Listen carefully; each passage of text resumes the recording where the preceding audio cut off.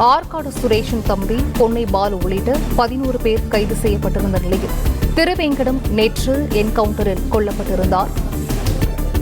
Armstrong கொலை வழக்கில் கைது செய்யப்பட்ட 10 பேர் மீது குண்டர் தடுப்புச் சட்டத்தின் கீழ் நடவடிக்கை எடுக்கப்படும் என சென்னை காவல் ஆணையர் அருண் தற்போது தெரிவித்திருக்கிறார்.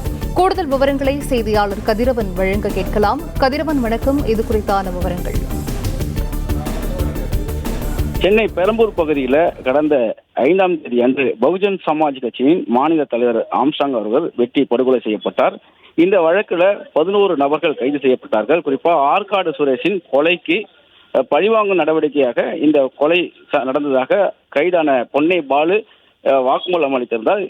இந்த நிலையில இதுல நேற்று திருவேங்கடம் என்ற நபர் போலீசாரால் என்கவுண்டர் செய்யப்பட்டார். அதாவது போலீசாரை தாக்கிய போது அதற்கு எதிர்த்தாக்குதலாக போலீசார் நடத்திய என்கவுண்டர்ல திருவேங்கடம் உயிரிழந்தால் மீதமுள்ள பொன்னை பாலு, திருமலை, அருள் உள்ளிட்ட 10 பேர் மீது குண்டர் சட்டத்தின் கீழே நடவடிக்கை எடுக்கப்பட இருப்பதாகவும் அதற்கான பணிகள் நடைபெற்று வருவதாகவும் காவல்துறை சார்பாக தெரிவிக்கப்பட்டிருக்கிறது. 10 பேர் மட்டும் குண்டர் சட்டம். விவரங்களை வழங்கியமைக்கு நன்றி கதிரவன்.